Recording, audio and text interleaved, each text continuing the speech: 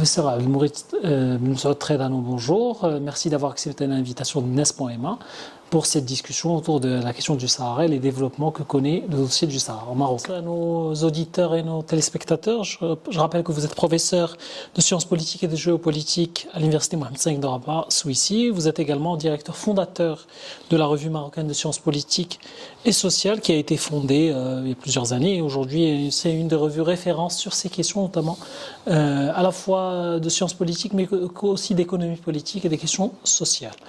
Et vous êtes également membre fondateur et ex-président du Centre d'études et de recherche Aziz Blel. Vous avez aussi des engagements citoyens au sein de l'Organisation marocaine des droits humains, l'OMDH, et de l'association Alternative. Bien sûr, on a pensé à vous inviter parce que vous êtes un des experts sur la question du Sahara. Vous êtes auteur de nombreux ouvrages. Je cite parmi vos ouvrages la question saharienne du référendum à la troisième voie, la question du Sahara, une histoire d'une décolonisation pas comme les autres, repère historique, décolonisation et autonomie, paru en 2009. D'autres ouvrages sur la question géopolitique, ONU, États-Unis, Irak, de la mer, des batailles à la guerre des faucons, paru en deuxième édition en 2022. Et vous avez aussi été auteur de plusieurs ouvrages d'intervention publique, chronique politique, crise, réforme et désillusion, et récemment Gaza, le chaos, paru en 2024 je crois, qui rassemble des chroniques sur le génocide en Palestine, et vous êtes très engagé sur ces questions.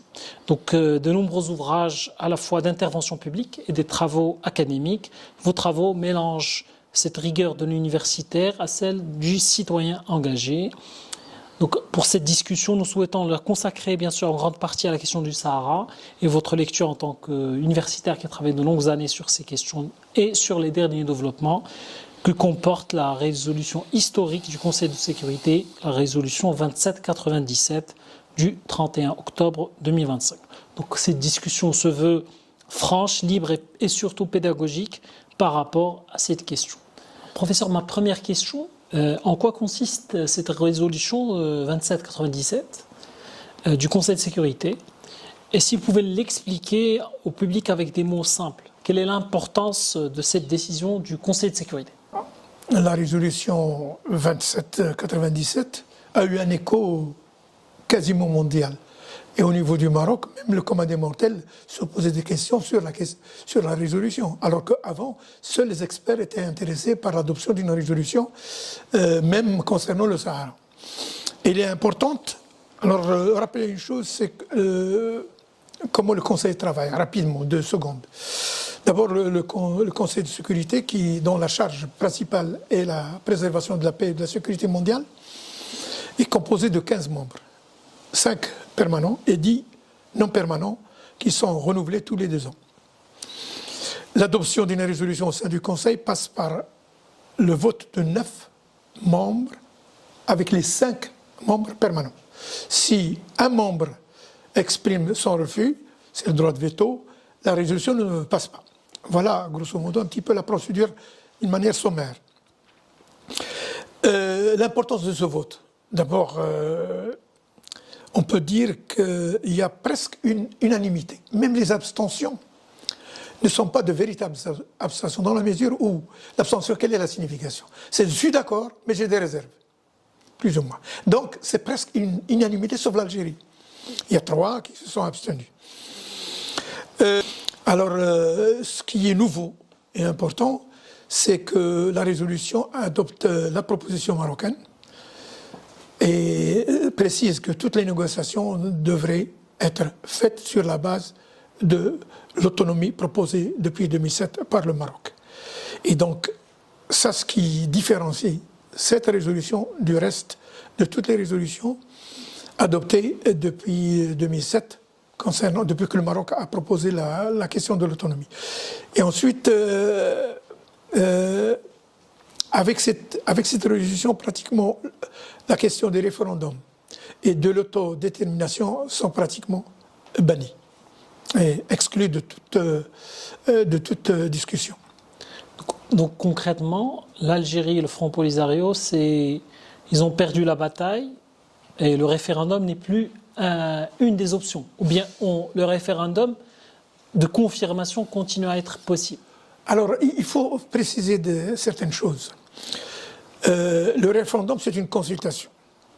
Le référendum peut être fait après l'application de l'autonomie et l'acceptation de l'autonomie par toutes les parties et mettre en place un référendum qui valide cette autonomie.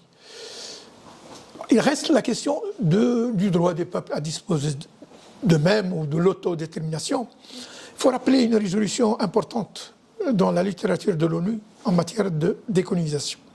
C'est la résolution 1541 du 15 décembre 1960. Qu'est-ce qu'elle dit? L'ONU estime qu'une population donnée a exercé son droit à l'autodétermination dans 3 cas. Premier cas, elle devient indépendante, l'entité. Deuxième cas, elle intègre un État déjà indépendant. Et le troisième, elle intègre une fédération ou un État dans le cadre d'une formule fédérale. Donc, 1 sur 3 conduit à l'indépendance. Le référendum et l'autodétermination d'un peuple ne conduisent pas donc systématiquement à l'indépendance d'une entité ou d'un peuple ou d'un mouvement qui revendique l'indépendance. Et on a vu dans l'histoire de la décolonisation que certains États ont pu, au nom d'un autre principe qui est cardinal dans les relations internationales, à savoir le droit à l'intégrité territoriale des États. On a vu certains États parachever leur intégrité territoriale par étapes. Le cas du Maroc le plus édifiant. Indépendant en 1956, il a retrouvé Trafaya en 1958, Ifni en 1969 et le Sahara en 1975 et 1979. Donc ce n'est pas valable uniquement pour le Maroc. Prenons le cas de la Chine. La Chine, après la révolution d'octobre 1949, elle n'a pas retrouvé Taïwan, elle n'a pas retrouvé Hong Kong et Macao. Hong Kong, elle l'a retrouvé en 1997, après négociation avec la Grande-Bretagne, et Macao après négociation avec le Portugal. Donc voilà le cas de... Un autre cas, c'est celui du Cameroun britannique, par exemple, en Afrique. Tout ça, ça montre qu'un pays qui cherche à parachever son intégrité territoriale rentre dans une certaine manière, dans une certaine façon, dans l'application du droit des peuples à disposer d'eux-mêmes. Donc revenons au cas camerounais. Il y avait un Cameroun appelé britannique, où l'Angleterre avait organisé un référendum. Une partie a rejoint le Nigeria et une autre le Cameroun français. Et donc les deux pays, aussi bien le Cameroun français que le Nigeria, ont parachevé leur intégrité territoriale, pas tout de suite après l'indépendance, mais après. Et donc l'illusion ou l'interprétation abusive du droit des peuples à disposer d'eux-mêmes conduit obligatoirement à l'indépendance, ce n'est pas vrai. Surtout si on analyse, on fait une comparaison entre les deux principes. Essayons de faire une analyse des deux principes. D'abord, le droit à l'intégrité territoriale des États, c'est un principe cardinal, une pierre angulaire de la constitution des États. Nous savons, en droit international, un État est reconnu comme tel avec la réunion de 3 conditions. Un territoire, une population, une autorité qui s'exerce sur l'ensemble du territoire d'une manière exclusive, donc pas d'autorité concurrente, et d'une manière effective.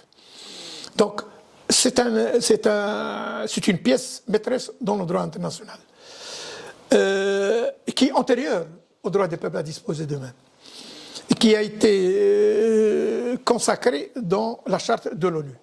Par contre, le droit des peuples à disposer d'eux-mêmes, même s'il a un ancrage historique, avec les 14 points de Wilson, ou même la Révolution française qui les prévoit d'une certaine manière, 1789, le droit des peuples à disposer d'eux-mêmes a été intégré dans l'article 2 de la charte de l'ONU comme aspiration, comme un but, comme un objectif, mais pas une règle obligatoire pour les États. Et donc ce n'est qu'avec le temps, c'est-à-dire un processus d'adoption de résolution de l'ONU, que ce droit a acquis une dimension juridique. Alors, ma deuxième question, à quel degré cette résolution change-t-elle les règles du jeu dans ce conflit? Est-ce qu'aujourd'hui c'est game over, comme on dit, pour l'Algérie et le Front Polisario? Moi, je dois dire que le jeu c'est pas terminé. Comme je l'ai dit d'ailleurs en 91 par rapport au principe de référendum, qui n'est pas opérationnel, qui n'est pas applicable, un référendum qui donne comme résultat un vainqueur et un vaincu n'est pas faisable, pour des raisons diverses, qu'on peut expliquer. Aujourd'hui, je dis la même chose, la proposition d'autonomie faite par le Maroc n'est pas applicable telle qu'elle est. D'où, d'ailleurs, dans la résolution, l'ONU demande des négociations. Donc il faut que la deuxième partie, l'autre partie, accepte le principe comme base de discussion. Donc les négociations devraient conduire vers le rapprochement des positions entre le Maroc et l'Algérie. Ce n'est pas évident, ce n'est pas garanti, parce que un pays comme l'Algérie qui a investi pendant 50 ans autant d'argent, d'efforts diplomatiques et de moyens, il ne va pas revenir en arrière sans avoir une contrepartie quelconque. Et le Maroc, le problème c'est ça. Le Maroc ne peut pas revenir sur sa souveraineté. C'est cet enlisement qui a fait que le Maroc d'ailleurs est venu pour faire la proposition en 2007 de l'autonomie. Alors, j'ai une question en lien avec ce que vous avez dit. En quoi consiste ce plan d'autonomie du Maroc? Est-ce que vous pouvez nous le détailler?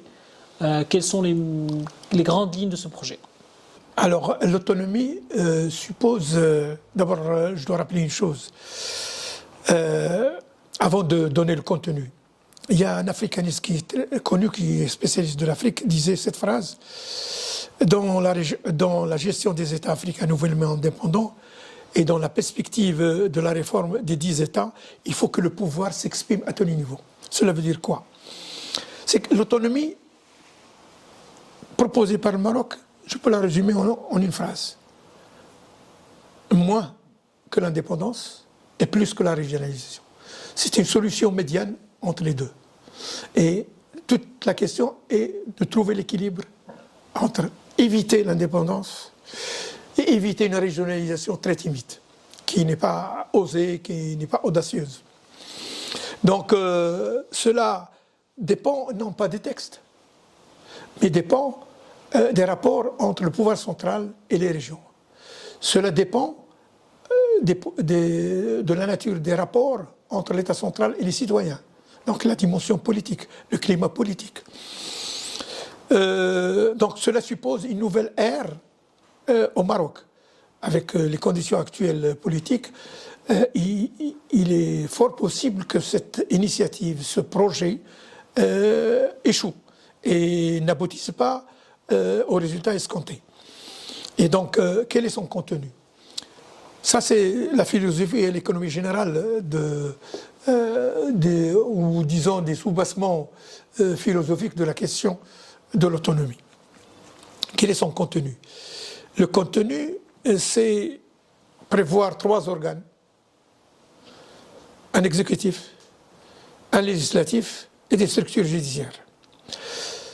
Ces 3 organes, pour faire court et donner une réponse ramassée, ils doivent s'occuper uniquement des questions locales, financières, fiscales, de sécurité locale, sociale, etc.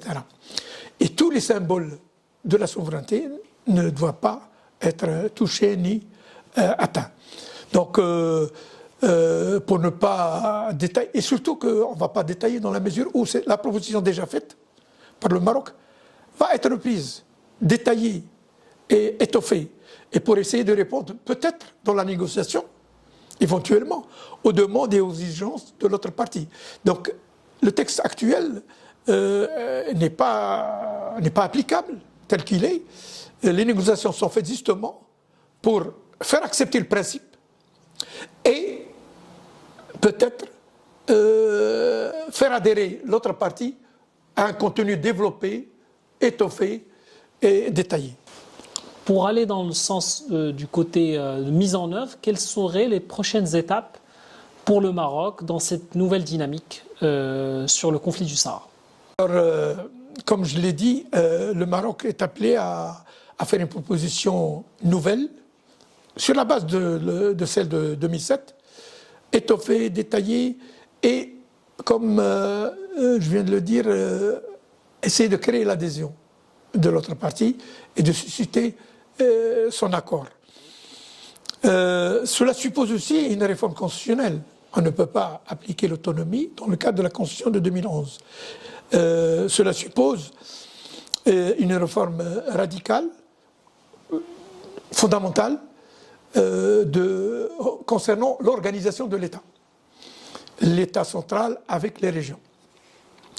Cela suppose l'adhésion de l'Algérie. Si l'Algérie ne s'appliquait pas, il y a de fortes chances qu'on assiste à un enlisement dans l'affaire. Surtout qu'avec la prorogation d'un an du mandat de la MINUSO, et sans que son mandat soit changé.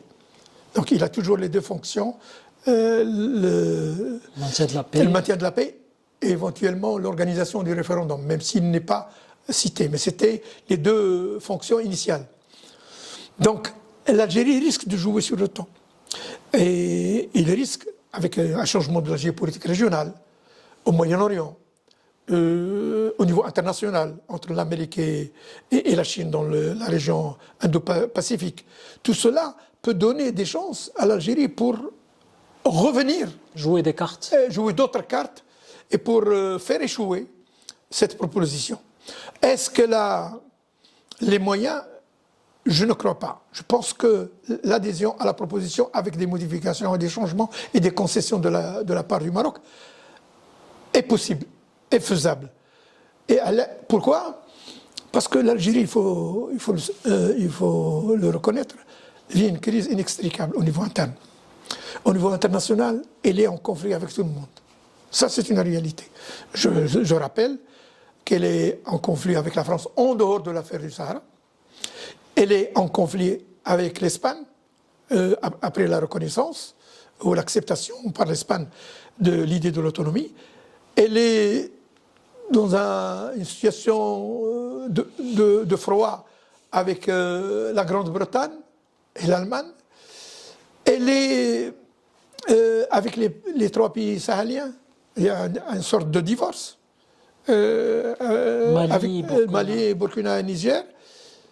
Et surtout qu'elle est en froid, qu'elle est plus ou moins boudée par la Russie. Que la Russie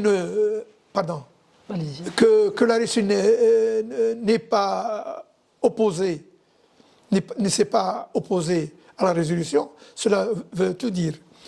Parce que il y a eu beaucoup de dossiers et de tensions entre l'Algérie et la Russie à propos d'un certain rapprochement avec l'Amérique, à propos de certaines facilités données à l'Amérique portuaires, etc. Ils n'ont pas été données à la Russie, etc. Et il faut rappeler aussi, si je peux m'étendre, qu'en 2016, et ça conforte l'idée que le Maroc s'est rapproché de ces pays qui se sont abstenus, la Chine et la Russie. En 2016, vous vous rappelez la position de l'ancien secrétaire général Ban Ki-moon. Il s'est déplacé à Tindouf, il s'est prosterné devant le drapeau du Polisario et il a parlé de l'occupation marocaine du territoire saharien. Le Maroc a tiré la conclusion que Ban Ki-moon ne pouvait pas faire ça sans le feu vert de Washington. D'ailleurs, la preuve a été montrée par 3 événements, tout de suite après. Un, lors d'un sommet, en février-mars, je pense, sommet entre le Maroc et les pays du Golfe, le roi Mohamed VI a pris la parole dans un discours où il a parlé du couteau dans le dos de la part de certains alliés. Sans le citer, il faisait allusion aux États-Unis. Tout de suite après, une visite en Chine, une visite en Russie, une visite en Chine. Et avec ces deux visites, des accords stratégiques entre les deux grands pays. Et donc ça montre quelques éléments qui montrent que le Maroc s'est rapproché de ces deux puissances et qui, en partie, expliquent leur abstention. Il y a d'autres raisons qu'on peut développer d'ailleurs. Encore une fois, vous avez exprimé des critiques et des doutes sur la régionalisation et vu des résultats en demi-teinte de la régionalisation avancée appliquée depuis 2012, je crois, n'y a-t-il pas un risque d'échec dans la mise en œuvre de ce plan d'autonomie par les mêmes acteurs? Est-ce qu'il n'y a pas un risque aujourd'hui de revoir une nouvelle copie de la régionalisation avancée? Alors, on ne va pas faire la régionalisation avancée bis. Si on ne fait pas autre chose, cela ne conduit pas à une solution et à un dépassement de la crise. Donc, il y a des préalables. J'ai déjà parlé de ça, mais il faut le rappeler. C'est le climat politique au niveau interne. C'est-à-dire la libération des détenus politiques, des journalistes, etc. Il faut que le rapport entre l'État et les citoyens soit assaini. Deux, dans les détenus sahraouis. Oui, ils sont des Marocains. Oui. Ils sont des Marocains. Là, c'est une question délicate lorsque le roi lui-même dit que les Sahraouis qui sont à Tizi sont égaux et ils vont être reçus à bras ouverts. Ils vont recevoir la garantie du roi, pas seulement de l'État, du roi lui-même, dans le discours du 31 octobre. Donc, une amnistie générale peut créer un climat de confiance. Il est capital, il est déterminant. Sinon, on va faire une régionalisation avancée bis et ce n'est pas ce qui est souhaitable. Donc, l'autonomie, il faut que, je l'ai dit, il faut que le pouvoir s'exprime à tel niveau, au niveau local, au niveau régional, et il ne faut pas que ça soit formel.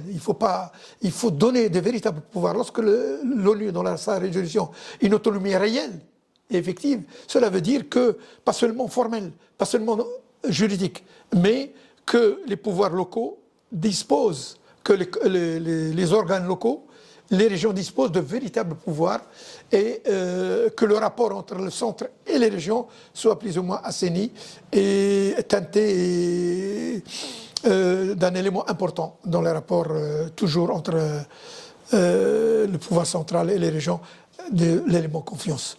Dans ce cadre-là, je peux vous rappeler, pour appuyer cette question de confiance, le rapport pour faire des comparaisons, le rapport entre la Catalogne et le pouvoir central à Madrid. Vous savez, ça atteint un seuil jusqu'à pratiquement l'indépendance. Donc, pour ne pas tomber dans ces situations de crise, il faut trouver l'équilibre, comme je l'ai dit, entre moins d'indépendance et plus que la régionalisation existante. Et cet équilibre-là, ce n'est pas une question de texte, question d'homme, question politique, question de climat, de confiance, etc. Ce n'est pas les chartes ni les textes qui vont améliorer. C'est vrai, les textes et les chartes peuvent préciser les conditions d'exercice d'un pouvoir quelconque, mais des éléments plus importants que ça, c'est l'élément politique, l'élément des rapports entre le centre et les régions, l'élément confiance est capital. Max Weber et Alain Peyret parlaient des sociétés de confiance. C'est l'élément qu'il faut prendre en considération pour que l'État fonctionne plus ou moins normalement, que les citoyens aient le statut effectivement de citoyenneté et que les régions exercent pleinement leurs pouvoirs régionaux et locaux. Vous l'avez dit, l'État central reste puissant. Est-ce que ce plan nécessite une refonte de la nature de l'État central vers une nouvelle forme d'État, qui soit fédéral ou régional? Est-ce que c'est possible? Est-ce que l'État al-Makhzen est capable de se transformer sur la nature et la structure de l'État? Alors, ce que je viens de dire, c'est un cap. Cela ne veut pas dire, c'est-à-dire l'assainissement, tout cela, une régionalisation effective, tout cela demande du temps. Mais il faut donner des signaux, notamment par rapport à l'assainissement du climat politique, quelques mesures préalables qui peuvent créer l'élément de confiance. Et donc, le Makhzen ne va pas disparaître du jour au lendemain. Le pouvoir centralisateur ou le pouvoir centralisé ne va pas disparaître du jour au lendemain. D'où les éléments psychologiques, politiques, rapports de confiance qui sont déterminants dans l'évolution future. Les textes ne sont pas suffisants. On a beau faire des textes les plus performants sur le plan juridique, sur le plan intellectuel, sur le plan théorique, mais c'est l'humain qui va faire le reste. Et c'est important, c'est capital dans cette expérience. Ce n'est pas chose facile, c'est très complexe. L'État marocain a des traditions centenaires, pour ne pas dire millénaires, et cela ne va pas disparaître. Cette centralisation, la dimension marzanienne, la culture marzanienne, tout cela. La culture marzanienne est dans les entrailles des citoyens marocains. Et cela ne va pas disparaître du jour au lendemain. Il faut du temps, mais il faut un cap. Il faut des mesures, des signaux forts montrant qu'il y a une volonté politique pour mettre en œuvre cette autonomie d'une manière effective et comment faire peut-être pour la généraliser. Parce qu'on voit mal la région du Sud seule avec un statut particulier.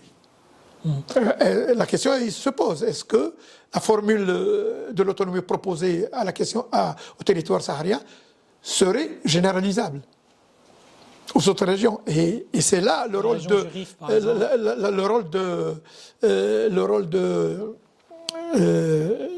de la réforme de l'État central. Pour éviter des sensibilités très locales et très régionales, je pense que la régionalisation ou la refonte de l'État doit réunir plusieurs régions actuelles pour qu'il n'y ait pas un élément ethnique dominant dans la région. Si on exclut un petit peu le Rif et le Souss, encore moins, il n'y a pas une région où il y a une ethnie dominante. Le Maroc a un ancrage historique et il y a eu un brassage entre les différentes populations qui fait que, à l'exception du Rif, où il y a une présence ethnique, si on peut parler comme ça, importante. Et je pense que pour diluer ces sentiments locaux, régionaux et ethniques, il faut constituer des régions plus larges que les régions actuelles. Et on peut imaginer c'est aux constitutionnalistes, aux politiques de réfléchir sur des formes en fonction, parce qu'il y a les données économiques, les données sociologiques, les ressources de chaque région, etc. Tous ces éléments-là doivent être pris en considération pour constituer les futures régions de demain. Alors, dans ce cas-là, quelles sont les résistances possibles au sein de l'État et du corps politique, du champ politique, et même au sein de la société marocaine? Effectivement, dans la question, il y a la réponse. C'est-à-dire que les résistances peuvent venir de toutes parts. D'abord, l'État central, l'État marocain, par tradition, est centralisateur et centralisé, et que des concessions au niveau de ses compétences et de ses pouvoirs, pour le moment, difficile à imaginer. Mais il est obligé dans la mesure où il s'est engagé dans ce processus. Ces résistances peuvent venir des acteurs politiques, parce que c'est nouveau, c'est pas évident de passer d'un État unitaire à un État décentralisé. Et une réforme capitale est en vue, importante. Et donc, il faut qu'il commence à s'y habituer. La résistance peut venir de la population elle-même, parce qu'il y a l'histoire. Le Makhzen, comme je l'ai dit, il ne va pas disparaître du jour au lendemain. Ce pouvoir centralisateur, la même chose. Et tout cela, il faut le traiter. Et les moyens, comme je l'ai exprimé, c'est un climat politique, c'est un élément de confiance, c'est l'implication de tous les acteurs, c'est une mobilisation, c'est une nouvelle massira qu'il faut faire pour... c'est un paradigme nouveau. C'est une coupure épistémologique, si on peut dire. Et donc, ce n'est pas évident. La situation n'est pas facile, très complexe. Il faut de l'audace, il faut de l'imagination, il faut même du génie pour confectionner une architecture d'un État nouveau qui répond à deux préoccupations. Éviter les tentatives sécessionnistes mais faire en sorte que la régionalisation soit réelle et effective. Alors c'est ce dosage qu'il faut assurer. Ce n'est pas évident. Vous avez écrit dans un de vos textes, de 91 je crois, si le référendum qui est prévu en janvier 92 n'était pas applicable, la formule d'autonomie n'est pas non plus applicable par des négociations préalables. À votre avis, avec qui négocier et sur quelle base? En 91, lorsque j'ai terminé mon premier ouvrage, en septembre d'ailleurs, au moment de la signature de l'accord de cessez-le-feu le 6 septembre, mon premier ouvrage sur Sahara, dans la conclusion, j'ai défendu cette thèse en disant tout simplement que la question de le référendum n'est pas applicable. Parce qu'un référendum qui donne un vainqueur et un vaincu n'est pas acceptable ni faisable. Et donc il faut négocier. Des négociations. La même chose pour l'autonomie. D'ailleurs, ce n'est pas moi qui le dis, c'est aussi la résolution et l'ONU qui dit qu'il faut. Parce que l'autonomie, d'ailleurs, n'est pas acceptée par le Polisario et par l'Algérie. Et donc, si l'ONU propose des négociations, c'est justement pour explorer le terrain, déblayer le terrain et trouver un terrain d'entente entre les deux parties. Alors, négocier avec qui? Dans la résolution, c'est les 4 parties. Que sont le Maroc, l'Algérie, le Polisario et la Mauritanie. D'ailleurs, il y avait des tables rondes il y a quelques années qui ont été interrompues par l'Algérie. Et donc, il faut négocier avec ces parties-là. Négocier quoi? Alors, tout dépend de la volonté politique de l'État et ce qu'il va pouvoir concéder. Alors, je ne suis pas décideur pour savoir quelles sont les convictions intimes des décideurs au niveau du degré de la décentralisation, de la régionalisation. Et peut-être des intérêts à reconnaître à l'Algérie. Alors, je ne sais pas si cette question est posée ou pas. Lorsque l'Algérie s'est opposée à la revendication marocaine en 74-75, surtout en 75, alors qu'en 1974, dans un sommet à Rabat, en octobre 1974, Houari Boumedienne avait promis et soutenu le Maroc et la Mauritanie dans leur initiative de récupérer le Sahara et de décoloniser le Sahara. Et tout de suite après, il a renié cet engagement. Tout ça, c'est aux décideurs de le voir. Et voilà, je retrouve l'idée justement. On disait à l'époque que l'Algérie fait ça pour empêcher le Maroc d'avoir une profondeur stratégique, donc un État entre lui et la Mauritanie, et aussi avoir un passage sur l'Atlantique. Alors, est-ce que cette question sera posée dans les négociations? Je ne sais pas. C'est au décideur de le voir. Mais la philosophie, c'est quoi?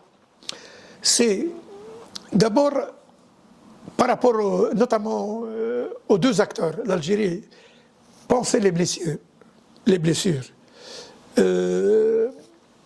oublier un petit peu le passé et ouvrir une nouvelle page. Et sur le plan concret, c'est une autonomie qui répond plus ou moins aux aspirations et éventuellement aux revendications du partenaire de l'autre partie qu'il pourrait exprimer durant les négociations. C'est peut-être plus de pouvoir, plus d'implication et un renouvellement des élites. C'est-à-dire qu'on ne va pas reproduire les élites actuelles. Parce qu'au Sahara, un responsable qui occupe 4 ou 5 postes. Au Sahara. La même famille. La même famille. Ça n'a aucun sens. Donc, il faut renouveler les élites et impliquer les gens du Polisario et les insérer dans ce cadrage, dans cette architecture nouvelle qui serait la région saharienne autonome. Alors, l'actuel envoyé spécial des Nations Unies, représentant du secrétaire général des Nations Unies, peut-il encore effectuer ce travail de négociation? Bénéficie-t-il de la confiance de toutes les parties, à votre avis? Et je ne crois pas que, même si un médiateur a besoin de la confiance des parties, ça c'est sûr. Mais l'ONU ne va pas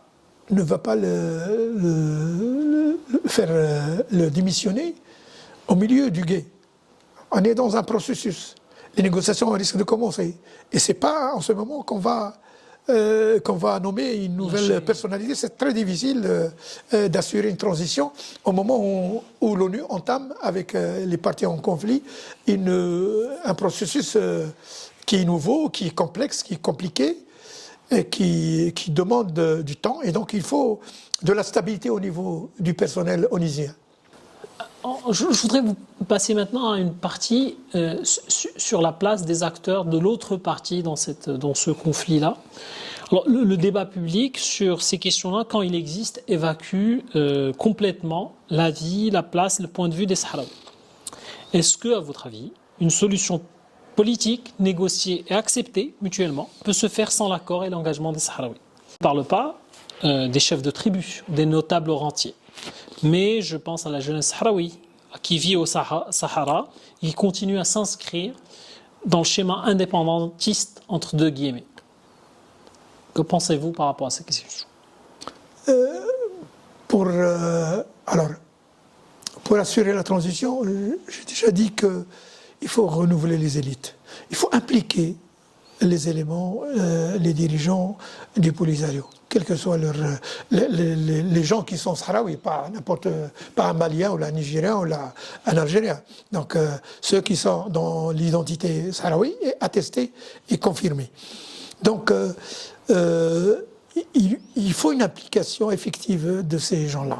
Parce que l'adhésion, il y a l'adhésion au principe, il y a l'adhésion à l'idée, mais l'adhésion se fait aussi par le partage des responsabilités. C'est-à-dire donner des postes, accorder des situations de responsabilité aux différents dirigeants du Polisario. Donc l'adhésion à l'idée et l'implication du personnel du Polisario. Dans le même registre, vous avez écrit l'histoire a et continuera à véhiculer des blessures que les peuples ne sauraient indéfiniment supporter et ne pourraient facilement oublier.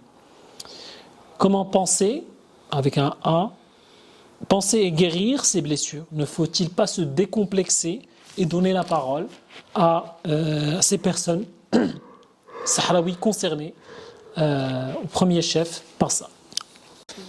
Alors, vous rappelez la formule de Hassan II, « Inna Allah ghafur rahim ». Ça entre dans le cadre de cette question-là. Les leçons de l'histoire. Prenons le cas de l'Algérie. Après la guerre de 63, quelle est la formule qui a été utilisée par le premier président de l'Algérie, Ahmed Ben Bella? Hagrouna. Évitez cela. Évitez. Dans l'histoire, je peux rappeler 3 cas, plus ou moins, si vous le permettez. Bien sûr. Le cas de la France avec l'Allemagne. La France a perdu l'Alsace-Lorraine à 3 reprises. Au moment de la signature de l'armistice en 1918, il a été signé à Compiègne, en France, dans un wagon de train. Et toutes les conditions possibles et imaginables ont été imposées à l'Allemagne. D'ailleurs, les conditions qui ont été imposées à l'Allemagne sont une des sources du second conflit mondial. En juin 1940, avec la défaite et la débâcle de l'armée française, Hitler a exigé que l'armistice soit signé dans le même train et dans le même wagon et dans la même ville. Les peuples n'oublient pas, les peuples ont leur mémoire. Et donc, deuxième cas, l'Irak, avec l'Iran. L'Irak avait signé en 1975, un accord avec l'Iran sur le partage de Chut al-Arab. Et là, à la première occasion, Saddam Hussein a violé cet accord en septembre 80, il a enclenché la guerre contre l'Iran. Et la suite, c'est quoi? Après l'agression américaine en 2003, on a vu ce que l'Iran a fait de l'Irak. Pratiquement une colonie iranienne par rapport à Gaza. Situation toute récente où les Palestiniens, la question palestinienne en général, Gaza, 2 ans de génocide. En commettant ce génocide, Israël a créé plusieurs Hamas de demain. Parce que les enfants ont vu leur père, leur tante, leur sœur, etc. Toute leur famille, quoi. Toute leur famille mourir devant eux. Et donc, alors, penser et oublier l'histoire, si c'est possible, parce qu'on ne peut pas construire quelque chose de valable, de viable et de durable sur les blessures, sur l'histoire. Donc il faut construire. Construire en entamant une page nouvelle, en commençant une page nouvelle, c'est-à-dire créer cet élément de confiance avec l'Algérie et le Polisario. Les 2 éléments que je viens de citer, c'est-à-dire faire adhérer les 2 parties, les autres, c'est-à-dire à l'idée de l'autonomie, mais aussi impliquer les dirigeants du Polisario dans la gestion des affaires locales et régionales. Sans cela, on risque de reproduire la régionalisation avancée bis, et son impact et son possibilité de dépassement de la crise. J'ai une autre question par rapport à la résolution de ce conflit. De plus en plus, on évacue la question des droits humains. C'est même présenté comme une victoire marocaine. Ne faut-il se réjouir de cette situation ou s'inquiéter du fait qu'on ne parle plus des droits humains, sachant que les questions des droits humains ont toujours constitué, disons, ont été problématiques en fait dans cette région? Oui. J'ai déjà parlé de la nécessité d'assainir le climat politique. Et qui dit assainir le climat politique passe par la libération des détenus politiques, la libération des journalistes, la libération des militants du RIF, la libération du maître Zien, et des réformes et des signaux forts en matière politique, en matière de réforme.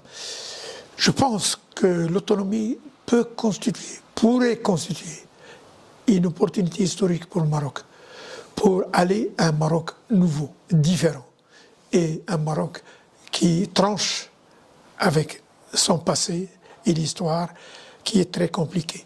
Et donc, les droits humains peuvent s'inscrire dans le cadre de ce Maroc nouveau. Donc, l'autonomie n'est pas uniquement un cadre juridique. L'autonomie, c'est un climat. L'autonomie, c'est un rapport entre l'État central et les régions. L'autonomie, c'est un rapport entre l'État et les citoyens. Donc, il y a tout un climat général qu'il faut créer pour donner les chances à une réussite de cette expérience originale, difficile et complexe. Elle n'est pas évidente de la réussir, mais il faut faire et se donner tous les moyens pour la réussir. Je vous cite aussi dans un de vos livres, le Maroc et l'Algérie se sont en effet trop investis dans ce conflit pour admettre sans rechigner une sanction donnant un vainqueur à un vaincu. Le premier n'entend pas transiger sur sa souveraineté au Maroc, au Sahara. Le second ne peut avaliser sans être édifié et rassuré sur l'après-référendum. Comment, à votre avis, sortir de cette impasse? Est-ce qu'un apaisement et un retour de la normalité dans les relations Rabat-Alger est-il possible dans ce contexte, à votre avis, professeur? Alors, cet extrait, il est contenu dans mon premier ouvrage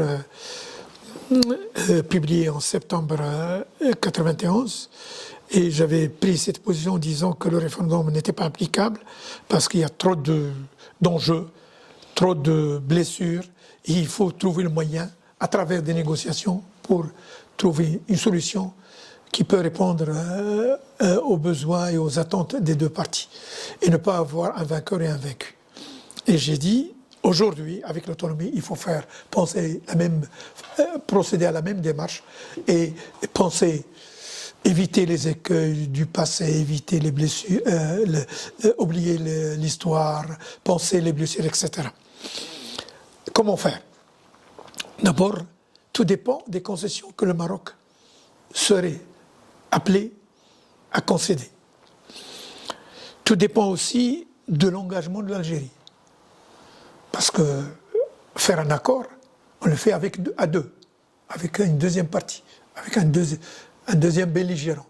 Donc si l'Algérie traîne le pas, ne s'engage pas, il est très difficile d'avoir un accord. Un accord, on le fait avec deux parties, avec une autre. L'Algérie, elle est dans une situation très difficile. Et c'est un problème. Le problème n'est pas seulement chez le Maroc, le problème est aussi chez les Algériens. Pourquoi? Parce que, comme je l'ai dit tout à l'heure, je pense, l'Algérie vit une crise politique interne inextricable. Depuis, avant le corona, il y avait Hirak, qui a, pendant 2 ans ou 1 an et demi, où les Algériens ont manifesté pour demander des réformes et des véritables réformes. Donc, il est en crise depuis. Situation économique qui n'est pas bonne. Et surtout les alliances au niveau international. Les alliances, comme je l'ai déjà mentionné, au niveau régional et au niveau international avec les grandes puissances.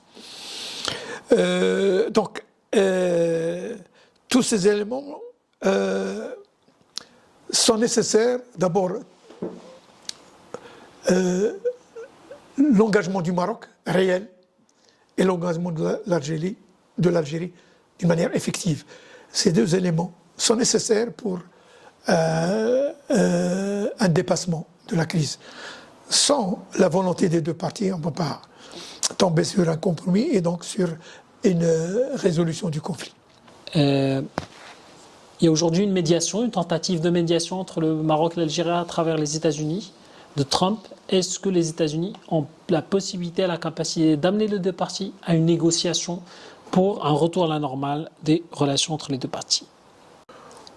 Oui, alors, pour arriver à ce résultat, il faut que les 2 parties acceptent de faire des concessions de part et d'autre. Quelles seraient ces concessions, par exemple? Les concessions? Oui. On en a déjà parlé, c'est l'implication des élites sahraouies, notamment ceux du Polisario. C'est un climat interne et un élément de confiance par rapport, pour attirer, pour créer l'adhésion, tout cela. C'est aussi, et là, c'est pas à moi de le dire, tout dépend de la volonté de l'État, des décideurs, quelle est l'ampleur des concessions qui sera amenée à adopter et à concéder. Et donc, les conditions préalables pour tout accord et tout compromis qui peuvent constituer la base d'un dépassement de la crise. Alors, par rapport à l'Amérique, il faut le dire, alors,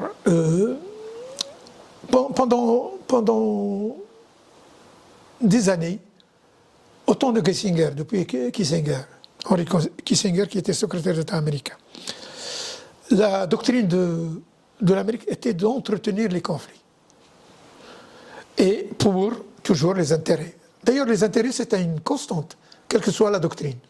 Un lord britannique disait que les États n'ont pas d'amis permanents, ils n'ont pas d'ennemis permanents, ils n'ont que des intérêts permanents, qui a été reproduite par un secrétaire d'État américain, Dulles, vers la fin des années 50.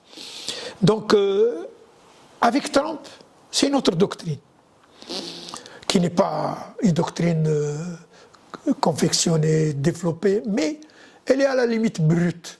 C'est d'apaiser les conflits, pas de résoudre, parce que les conflits, il prétend avoir résolu 8 conflits en 8 mois.